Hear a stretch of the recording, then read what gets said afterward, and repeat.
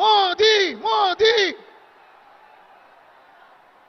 মোদি মোদি মোদি মোদি।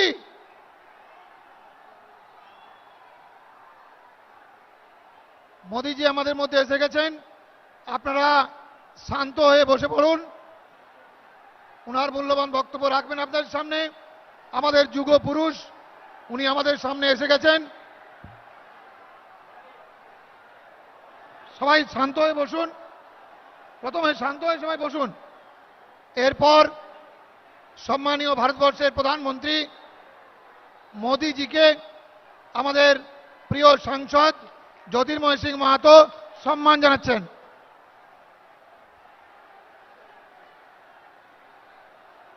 সবাই শান্ত হন।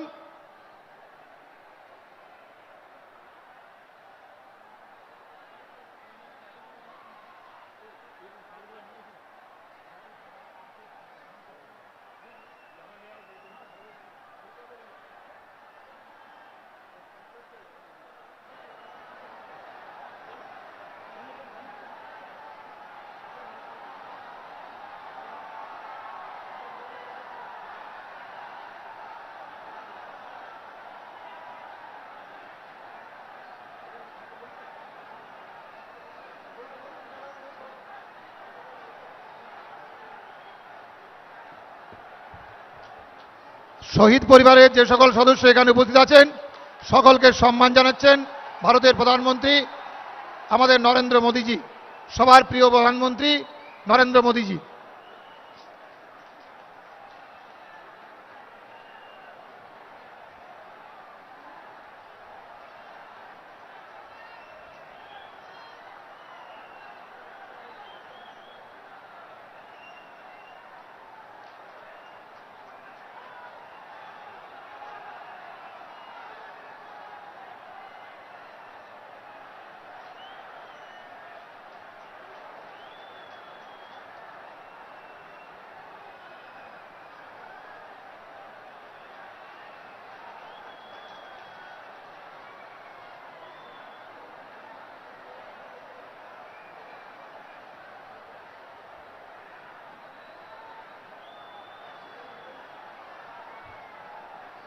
এরপর সবাই শান্ত হয়ে বসে পড়ুন। আপনারা স্বাগত জানাবেন ভারতীয় জনতা পার্টির পুরুলিয়া জেলার পুরুলিয়া লোকসভার প্রিয় সাংসদ প্রিয় নেতা সম্মানীয় জ্যোতির্ময় সিং মাহাতো মহাশয়। भारत माता के, भारत माता के जय श्री राम, जय श्री राम। आज के तो আমার ভাষণ দেওয়ার কিছু নেই। যে বিশ্ব দরবারের সবথেকে লোকপ্রিয় নেতা পুরুলিয়ার যে পুণ্যভূমিতে উপস্থিত হয়েছেন, ভারতবর্ষের এই শুধু নয় সারা পৃথিবীর সবথেকে লোকপ্রিয় নেতাকে এই জঙ্গলমহলের পুণ্যভূমি পুরুলিয়াতে আমি স্বাগত জানাচ্ছি। উপস্থিত আছেন কেন্দ্র সরকারের ক্যাবিনেট মন্ত্রী, ঝাড়খণ্ডের প্রাক্তন মুখ্যমন্ত্রী মাননীয় অর্জুন মুন্ডা মহাশয়, তাকেও আমি স্বাগত জানাচ্ছি। স্বাগত জানাচ্ছি। এক্ষুনি মঞ্চে এসে উপস্থিত হয়েছেন আমাদের রাষ্ট্রীয় সাধারণ সম্পাদক সম্মানীয় কৈলাস বিজয়বর্গীয়জি, তাকেও আমি স্বাগত জানাচ্ছি। উপস্থিত আছেন আমাদের রাঢ়বঙ্গজনের পর্যবেক্ষক তথা রাজ্যের অন্যতম সহসভাপতি সম্মানীয় রাজু ব্যানার্জি মহাশয়। এখনই উপস্থিত হয়েছেন আজসু পার্টির সভাপতি সম্মানীয় সুদেশ মাহাতো মহাশয় এবং আমাদের মাঝের সারিতে যারা আছেন এই বিধানসভার 9 জন প্রার্থী, তাদেরকেও আমি স্বাগত জানাচ্ছি। উপস্থিত আছেন ভারতীয় জনতা পার্টির পুরুলিয়া জেলার সকল পদাধিকারীগণ, ঝাড়খণ্ড রাজ্যের প্রাক্তন সভাপতি, এই প্রোগ্রামের খুব পরিশ্রম করে সহযোগিতা করেছেন ডক্টর রবীন্দ্র রায় মহাশয়।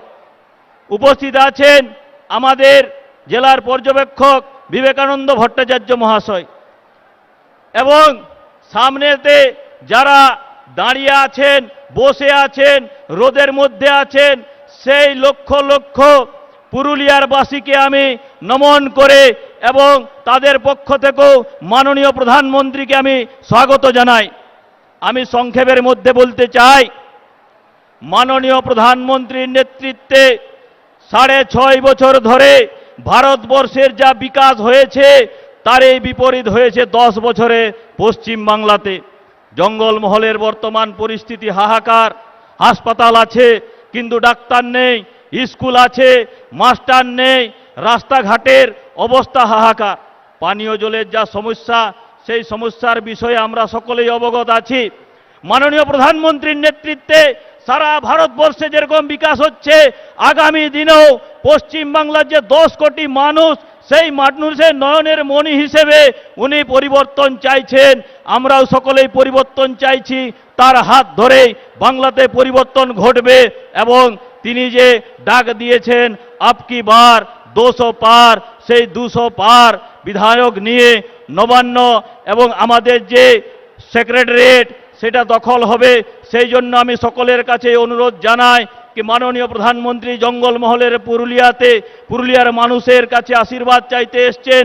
2 বছর আগেও লোকসভার সময় তিনি এসেছিলেন, এসে যেভাবে তাকে আপনারা আশীর্বাদ করেছেন, আগামী নির্বাচনেও যে পুরুলিয়ার 9টি বিধানসভা আছে সেই 9টি বিধানসভার জন্য তাকে আশীর্বাদ করুন, মাননীয় প্রধানমন্ত্রীর হাত শক্ত করুন।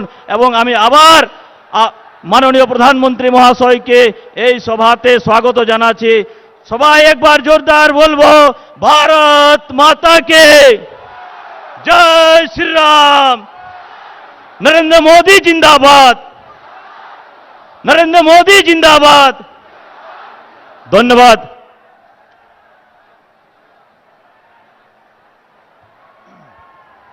ধন্যবাদ আমাদের প্রিয় সাংসদ সম্মানীয় জ্যোতির্ময় সিং মাহাতো মহাশয়কে ওনার মূল্যবান বক্তব্য রাখার জন্য। এরপর আমরা যার বক্তব্য শুনব, আমাদের ভারতবর্ষের প্রিয় প্রধানমন্ত্রী, যশস্বী নেতা, আমাদের প্রিয় নেতা, বিশ্ব নেতা, জননেতা, আমাদের সবার হৃদয়ে যিনি বাস করেন, মাননীয় সম্মানীয় নরেন্দ্র মোদীজি মহাশয়।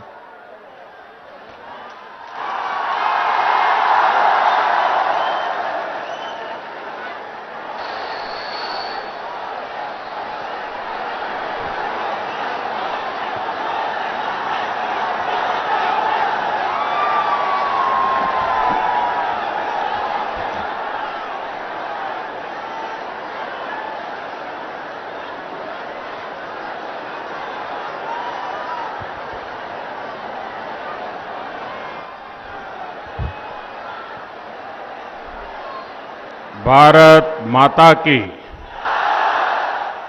भारत माता की। नमस्कार। আপনারা কেমন আছেন? আমি এই রাঙ্গামাটির দেশে পা রেখে নিজেকে অনেক ভাগ্যশালী মনে করছি।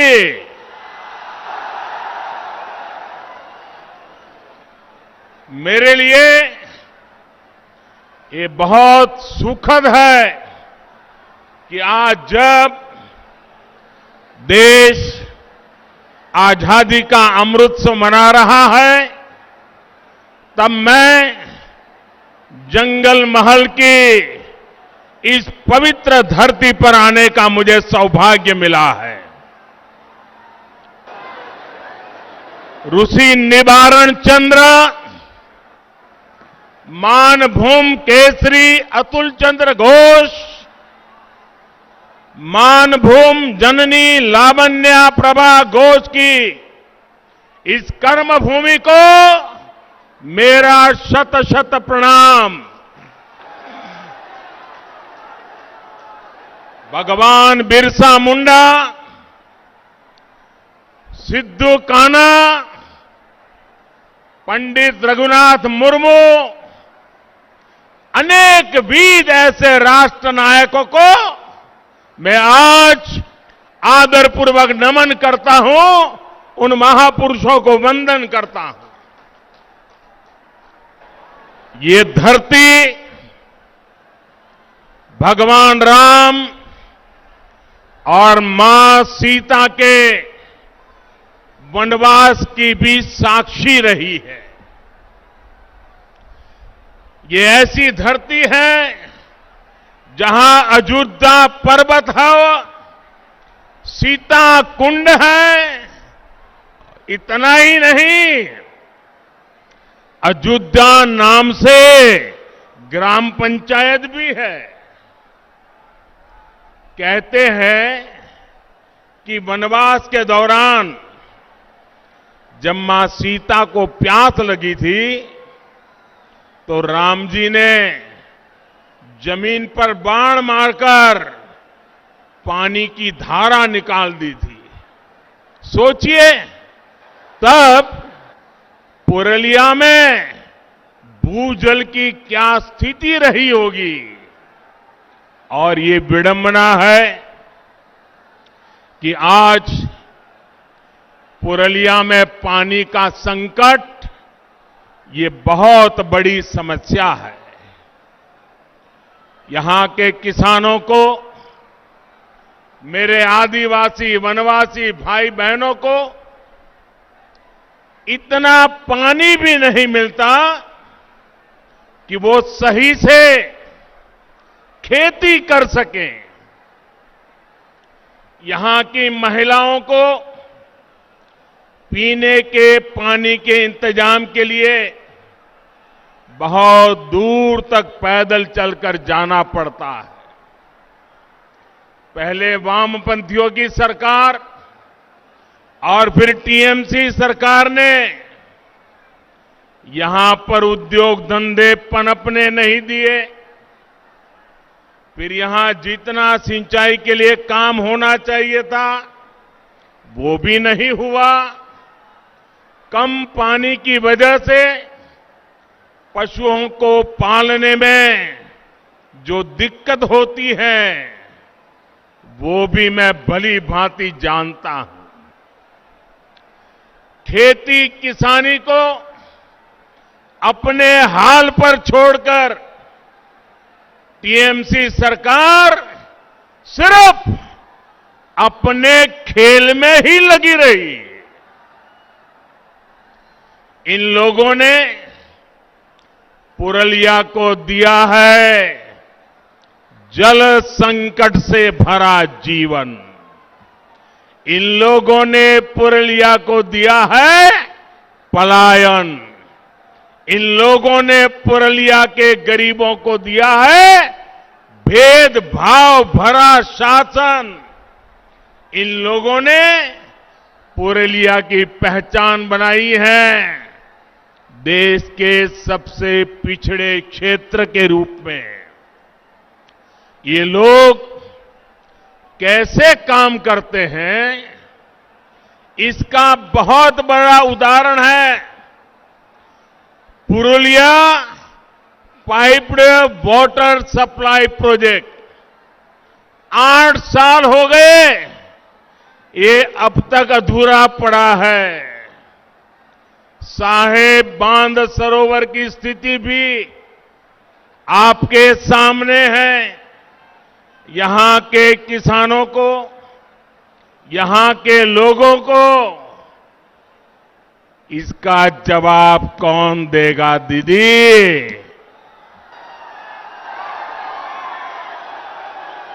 दीदी, ये लोग आपसे जवाब मांग रहे हैं। जवाब मांग रहे हो कि नहीं मांग रहे हो? दीदी ने जवाब देना चाहिए कि नहीं देना चाहिए?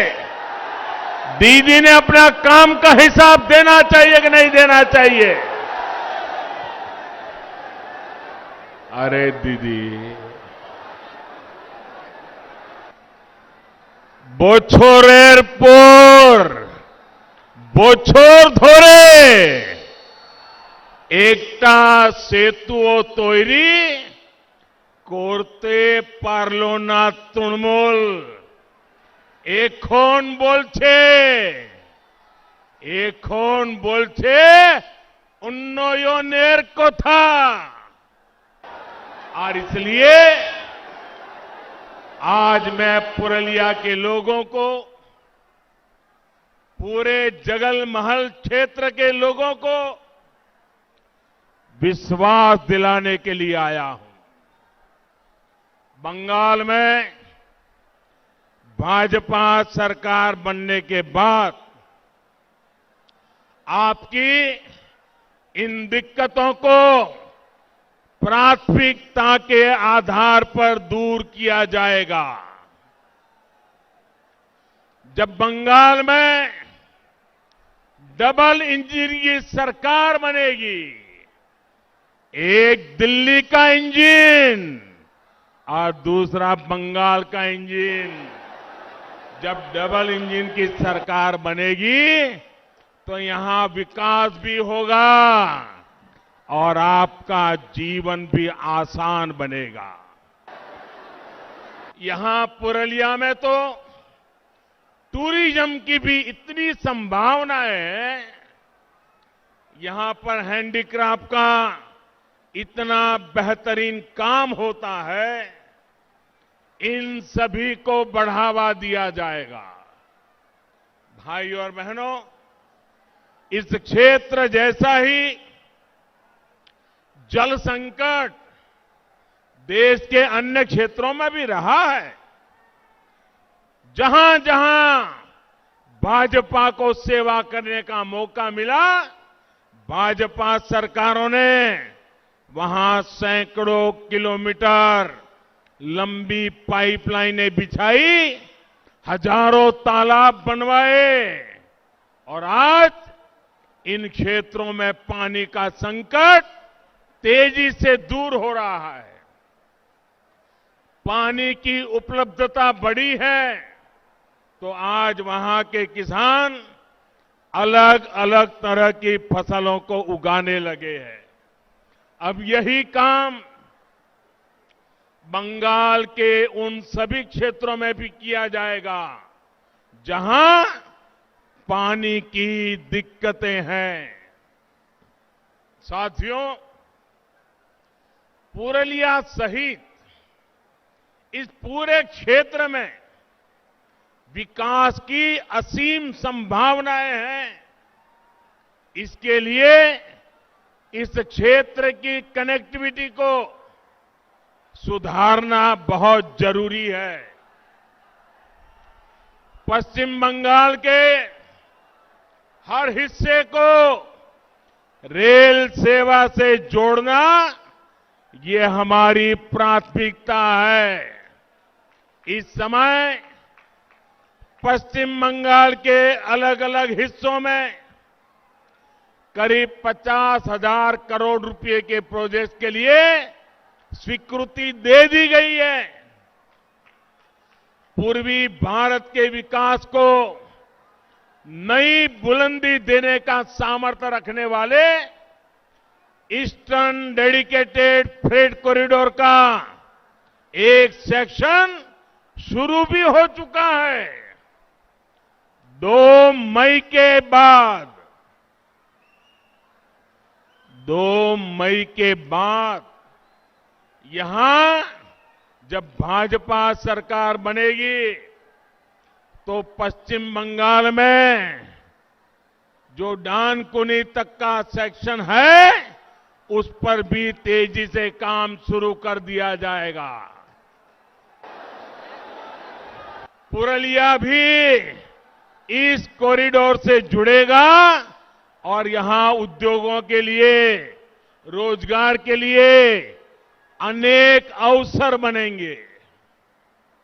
रेल के अलावा रोड कनेक्टिविटी को भी सशक्त किया जा रहा है।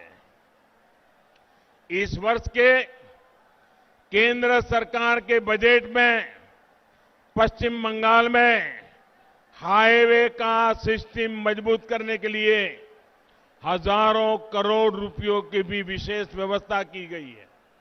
साथियों, 2 मई के बाद जब यहां भाजपा सरकार बनेगी तो पुरलिया सहित इस पूरे क्षेत्र में ऐसी व्यवस्थाएं बनाई जाएगी ताकि लोगों को पलायन के लिए मजबूर न होना पड़े।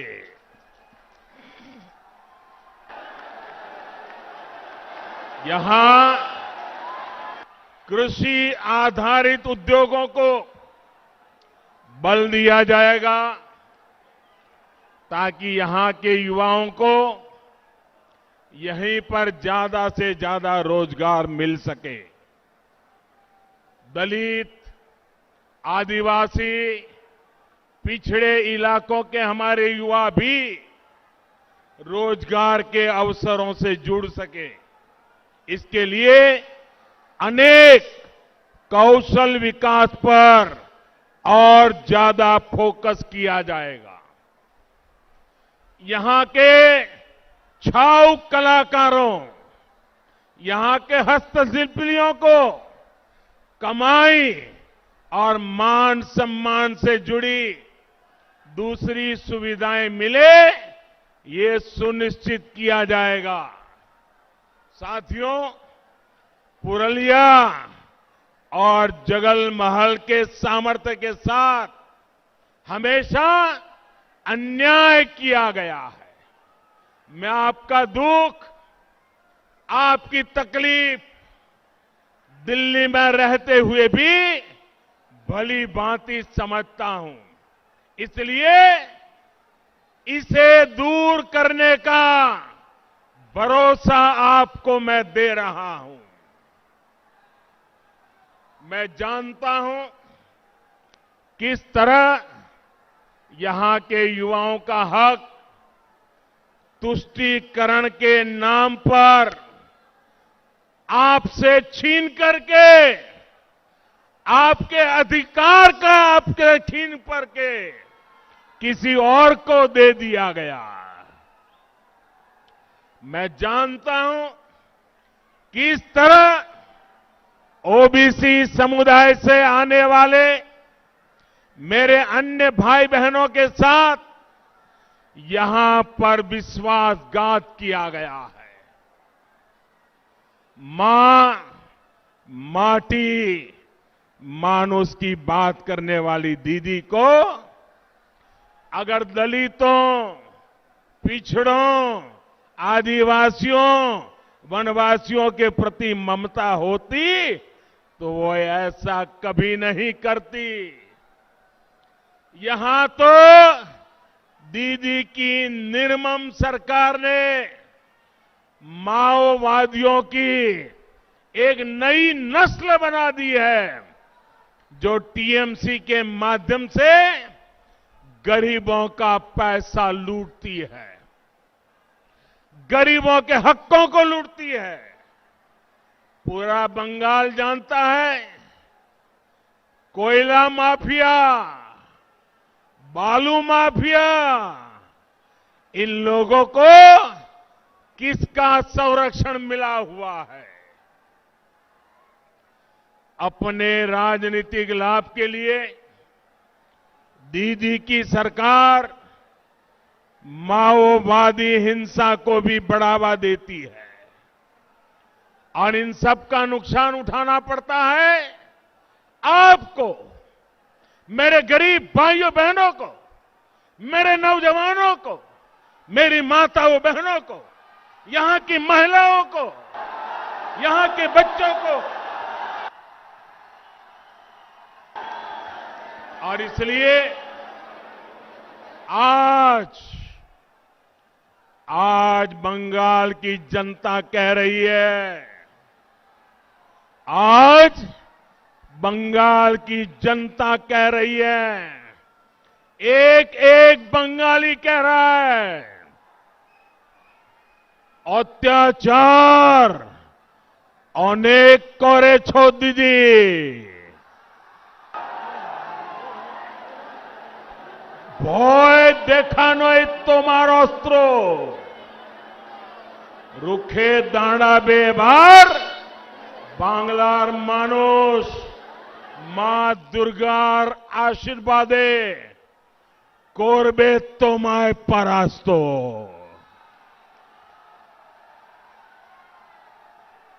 भाई और बहनों, आपका ये उत्साह दिखा रहा है कि टीएमसी की पराजय तय है। तय है ना? तय है ना? इस बार बंगाल में सिंडिकेट वालों की पराजय होगी। इस बार बंगाल के चुनाव में कटमनी वालों की पराजय होगी। इस बार बंगाल के चुनाव में तोलबाजों की पराजय होगी। पश्चिम बंगाल में टीएमसी के दिन अब गिनती के ही रह गए हैं और ये बात ममता दीदी भी अच्छी तरह समझ रही है और इसलिए वो कह रही है खेला होवे, खेला होवे। जब जनता की सेवा की प्रतिबद्धता हो, जब बंगाल के विकास के लिए दिन रात एक करने का संकल्प हो, तो दीदी खेला नहीं खेला जाता, दीदी खेला नहीं खेला जाता। और इसलिए दीदी बोले खेला, बीजेपी बोले चाकरी होवे। दीदी बोले खेला होवे, बीजेपी बोले विकास होवे। दीदी बोले खेला होवे, बीजेपी बोले शिक्षा होवे। दीदी बोले खेला होवे, बीजेपी बोले महिलादेर उत्थान होवे। दीदी बोले खेला होवे, बीजेपी बोले যুব শক্তির সম্পূর্ণ বিকাশ হবে। দিদি বলেন খেলা হবে, বিজেপি বলে সবার পাকা বাড়ি হবে।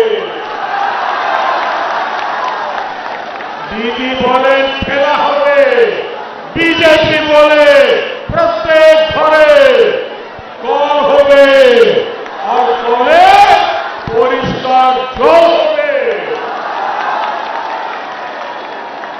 দিদি বলেন খেলা হবে, বিজেপি বলে গ্রামে গ্রামে জনসুবিধা হবে। দিদি বলেন খেলা হবে, বিজেপি বলে হাসপাতাল হবে। দিদি বলেন খেলা হবে, বিজেপি বলে স্কুল হবে। দিদি স্কুল হবে। দিদি ও দিদি,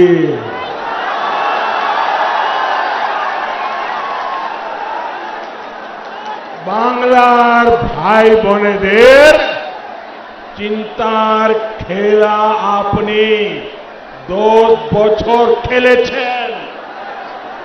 খেলা শেষ হবে, বিকাশ আরম্ভ হবে।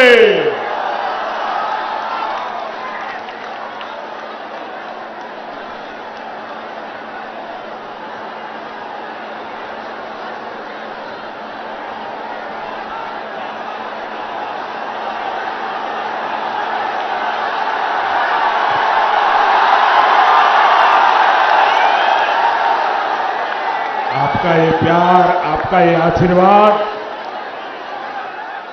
ये बंगाल का मिजाज है। साथियों,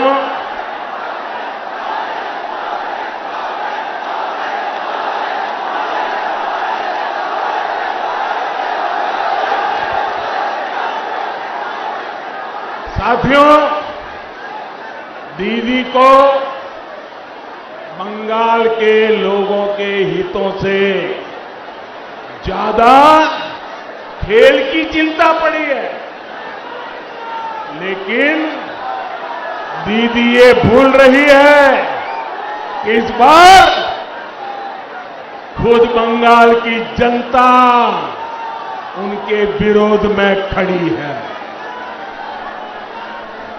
10 साल का विश्वासघात, 10 साल की दुर्नीति, इसकी सजा अब बंगाल के लोग इस चुनाव में उन्हें दे करके रहेंगे। कोलकाता की ब्रिगेड रैली के बाद जो कुछ भी हो रहा है वो आप भी देख रहे हैं, देश भी देख रहा है। 10 साल के तुष्टीकरण के बाद लोगों पर लाठियां, डंडे चलवाने के बाद अब ममता दीदी अचानक बदली सी दिख रही है। ये हृदय परिवर्तन नहीं है, ये हारने का डर है। ये बंगाल की जनता की नाराजगी है जो दीदी से सब कुछ करवा रही है। दीदी, आप ये सब करते रहिए, हर तरह से खेलते रहिए, लेकिन ये मत भूलिए कि बंगाल की जनता की याददाश्त बहुत तेज होती है। बंगाल की जनता को याद है कि गाड़ी से उतरकर आपने कितने लोगों को डांटा फटकारा है और पुलिस को कह रहे थे पकड़ो, जेल में डाल दो। तुष्टीकरण के लिए आपकी हर कार्रवाई बंगाल के लोगों को याद है। साथियों, आपको याद है ना, दीदी के सारे कारनामे याद है ना, बंगाल की जनता को याद है जब आपने देश की सेना पर तख्ता पलट की कोशिश का आरोप लगाया। जब पुलवामा हमला हुआ तो आप किसके साथ खड़ी थी, ये भी बंगाल के लोग भूले नहीं हैं। साथियों, 2-3 दिन पहले दिल्ली की एक अदालत ने एक बहुत बड़ा फैसला सुनाया। ये फैसला बाटला हाउस एनकाउंटर से जुड़ा है। इस एनकाउंटर ने भारत में आतंकवाद और आतंकवाद के पीछे जो ताकतें हैं उनके असली चेहरे को उजागर कर दिया। इसी एनकाउंटर में एक आतंकी की गोली ने देश के जांबाज सपूत इंस्पेक्टर मोहन चंद्र शर्मा जी को शहीद कर दिया था। अदालत ने अब उस आतंकी को फांसी की सजा सुनाई है, लेकिन ममता दीदी और उन पार्टी का उस समय का व्यवहार कोई भूल नहीं सकता। ये लोग उस समय आतंकवादियों के साथ खड़े थे, एनकाउंटर पर सवाल खड़े कर रहे थे। तुष्टीकरण के लिए ये लोग किस हद तक जा सकते हैं, ये इसका बहुत बड़ा उदाहरण है। बंगाल में घुसपैठ को हवा देने के पीछे भी वजह एक ही है, तुष्टीकरण, वोट बैंक की सियासत। देश को वंदे मातरम का पाठ पढ़ाने वाली इस पवित्र धरती पर दीदी के इस व्यवहार की उम्मीद किसी को नहीं थी। इसलिए बंगाल के लोग बहुत पहले से मन बना चुके हैं। बंगाल के लोग बहुत पहले से कह रहे हैं, लोकसभा में टीएमसी हाफ और इस बार पूरी साफ।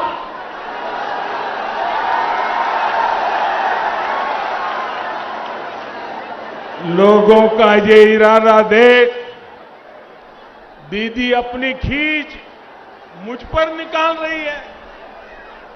वो क्या क्या नहीं कह रहे, वो भाजपा के कार्यकर्ताओं पर भी भड़की हुई है। लेकिन हमारे लिए तो देश की करोड़ों बेटियों की तरह दीदी भी भारत की एक बेटी है, जिनका सम्मान हमारे संस्कारों में रचा बसा है। और इसलिए जब दीदी को चोट लगी तो हमें भी चिंता हुई। मेरी भगवान से प्रार्थना है कि उनके पैरों की चोट जल्द से जल्द ठीक हो। भगवान के प्रार्थना कोरी आपनी शीघ्र ही सुस्तो हो उठे। साथियों, पश्चिम बंगाल तभी प्रगति कर सकता है जब विकास प्रक्रिया में सभी साझेदार एक साथ आ सके। लेकिन दलित दीदी ने बंगाल के दलितों, पिछड़ों, आदिवासियों, वनवासियों को कभी अपना साझेदार माना ही नहीं।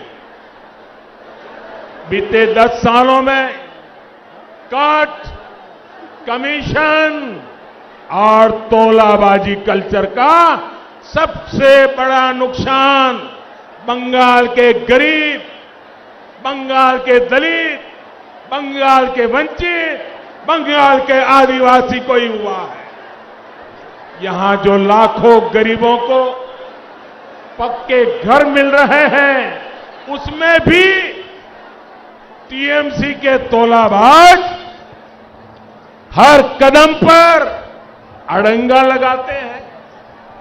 केंद्र से गरीब के लिए सस्ता चावल भेजा जाता है, उसको भी टीएमसी के तोलाबाज नहीं छोड़ते।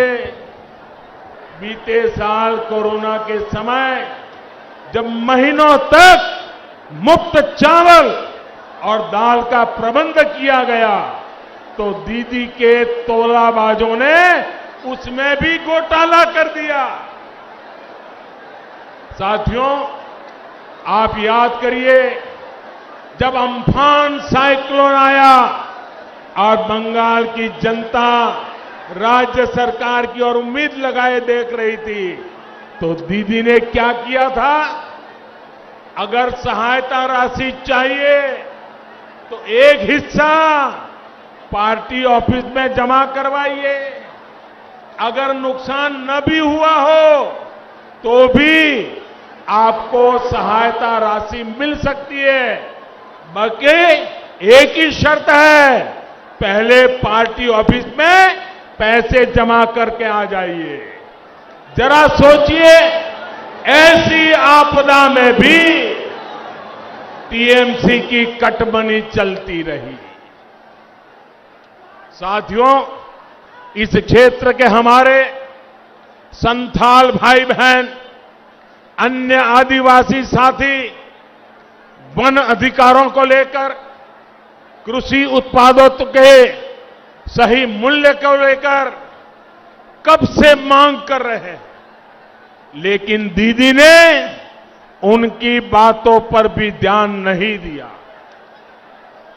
खेती और वन उत्पादों पर निर्भर रहने वाले हमारे आदिवासी साथियों को ममता दीदी ने अपने हाल पर छोड़ दिया।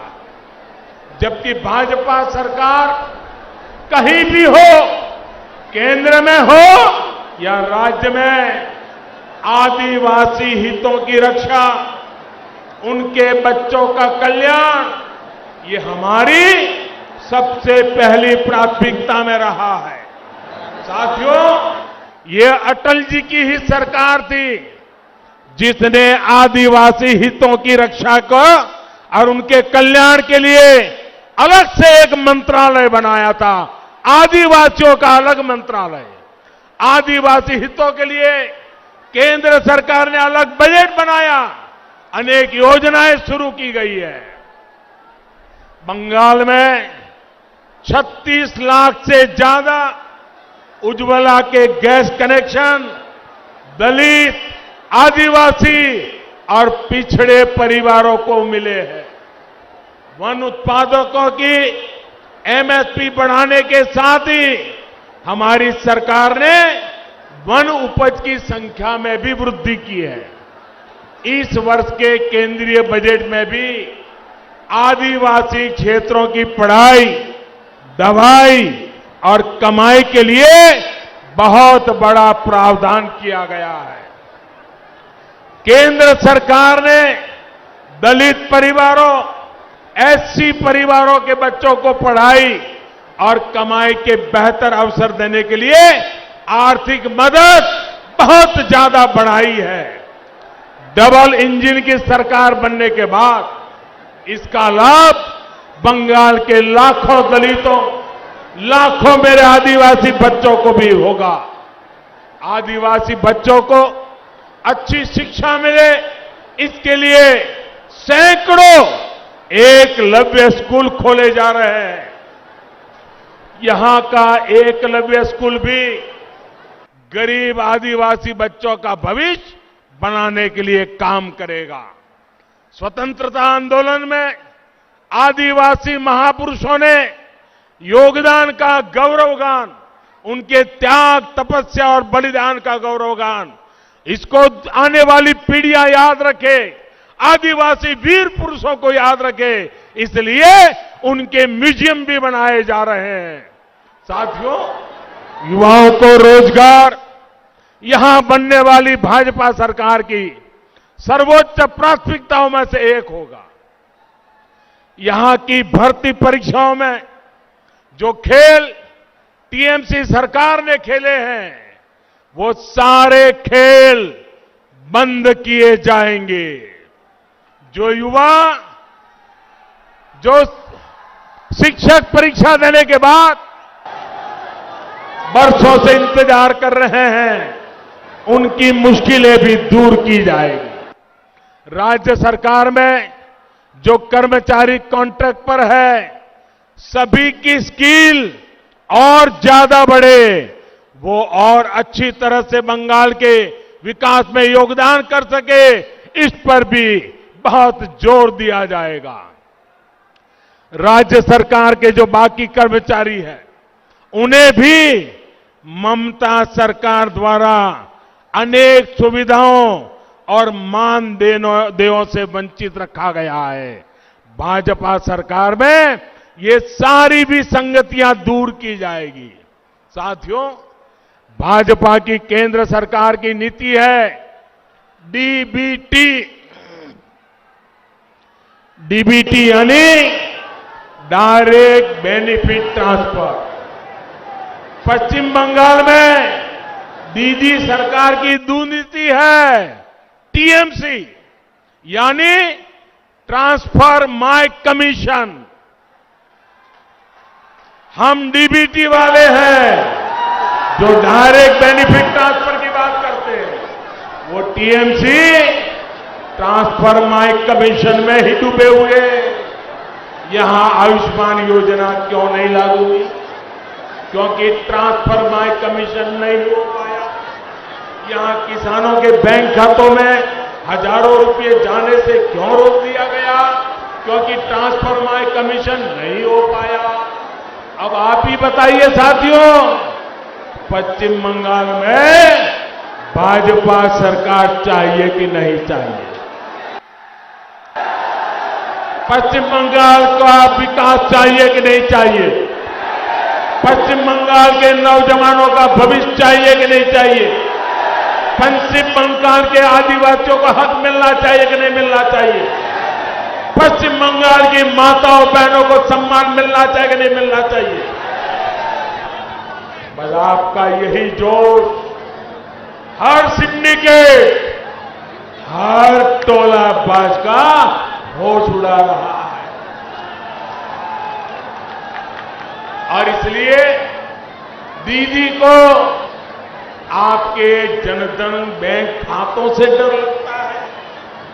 बंगाल में खुले करोड़ों जनधन खाते, आपका हक आपको ही मिले, इसकी गारंटी है।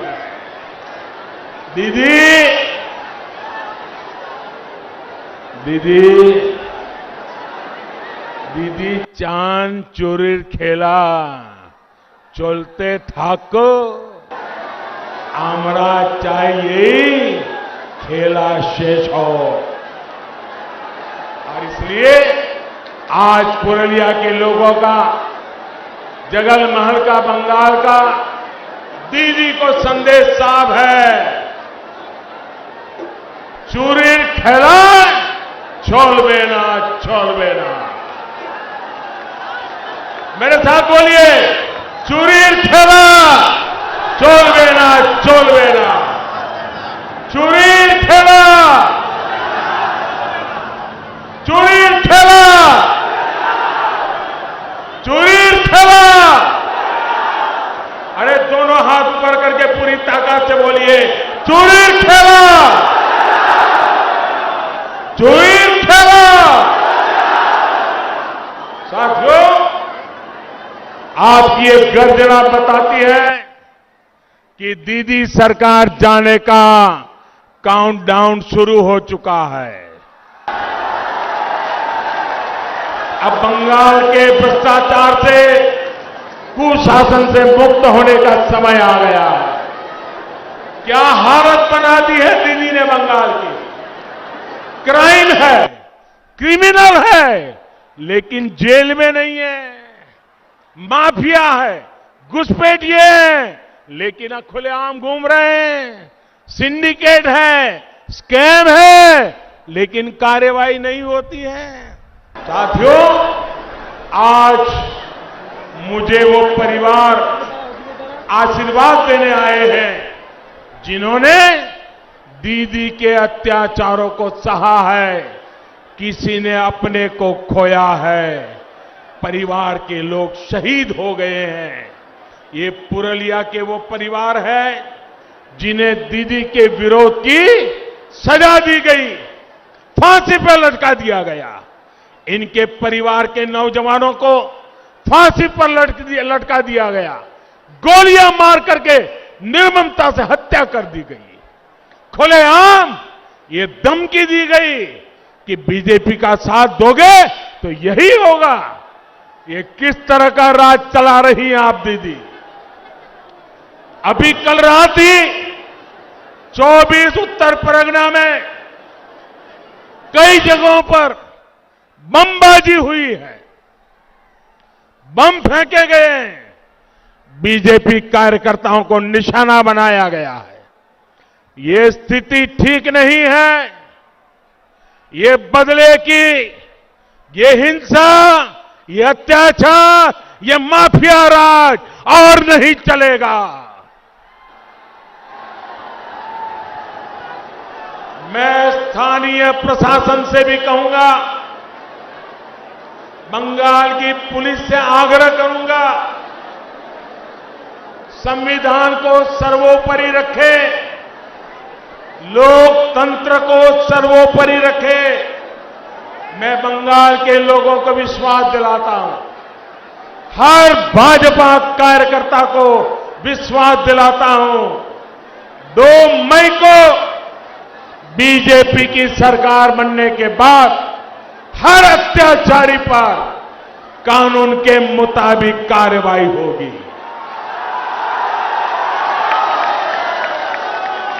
बीजेपी की सरकार में कानून का राज फिर से स्थापित किया जाएगा। क्रिमिनल, माफिया और भ्रष्टाचारी को कानून जेल के हवाले करके रहेगा।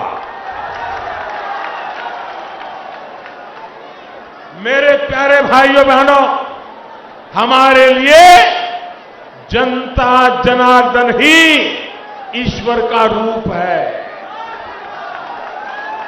130 करोड़ देशवासी यही हमारे परमात्मा है। उनकी प्रतिष्ठा, उनका पराक्रम, उनकी सेवा के लिए हम जी जान से जुटे हैं। हम रामकृष्ण परमहंस की सीख को जीवन में उतारने वाले रामकृष्ण परमहंस देव ने कहा था, जीव में ही शिव को देखो। हम जीव में ही शिव को देख करके 130 करोड़ देवता रूप देशवासियों की सेवा करने में लगे हुए हैं। हम सबको मिलकर गुरुदेव रविंद्रनाथ ठाकुर, नेताजी सुभाष चंद्र बोस, स्वामी विवेकानंद जैसे महान व्यक्तित्वों के सपनों को, उन सपनों को साकार करते हुए सोनार बांग्ला का फिर से निर्माण करना है। वो सोनार बांग्ला जहां बंगाल के स्वर्णिम गौरव का समावेश होगा और आत्मनिर्भर का सामर्थ्य होगा।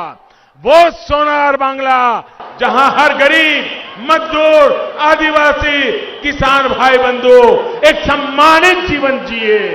वो सोनार बांग्ला जहां की मां, बहन, बेटी सब सुरक्षित और भय मुक्त रहे। वो सोनार बांग्ला जहां के युवाओं के पास शिक्षा और रोजगार के भरपूर अवसर हो। वो सोनार बांग्ला जहां उद्योगों की कोई कमी न हो। वो सोनार बांग्ला जहां तोलाबाजी, कटमनी, सिंडिकेट जैसे भ्रष्टाचार के लिए कोई जगह न हो। वो सोनार बांग्ला जहां गुंडे, अपराधी, उग्रवादियों की जगह जेल में हो, सड़कों पर न हो।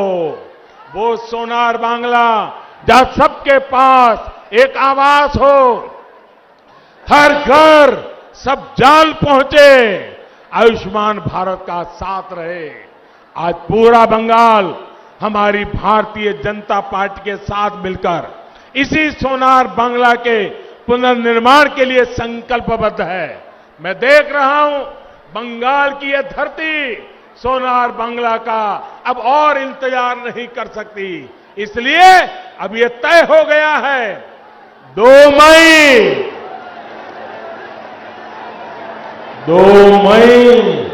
दीदी जाच्छे।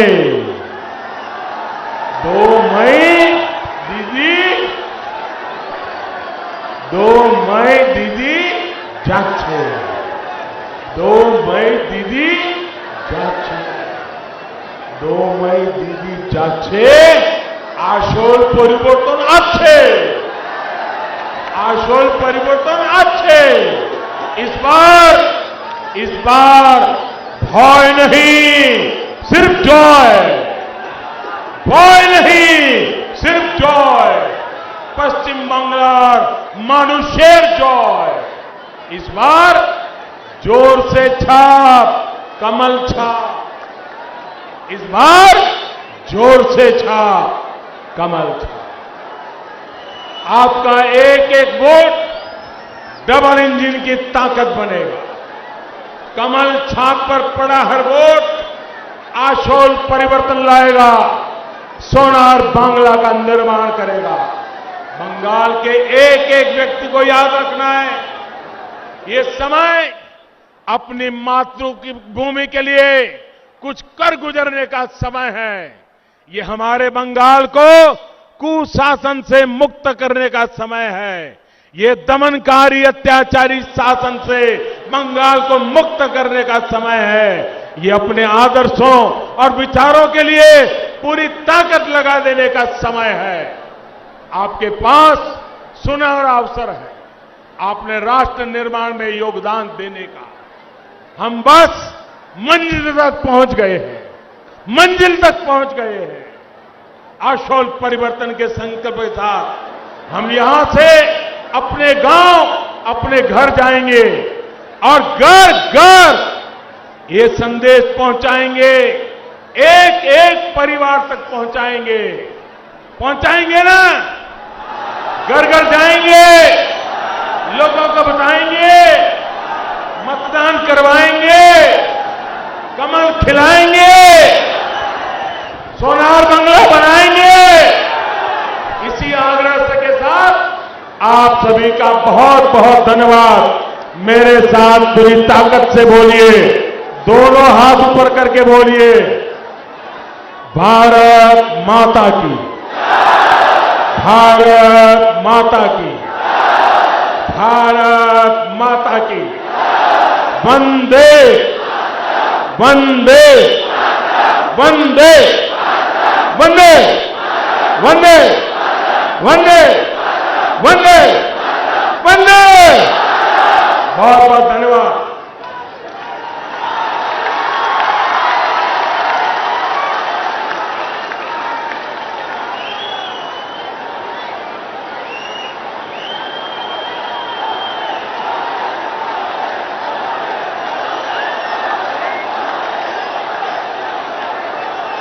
ধন্যবাদ।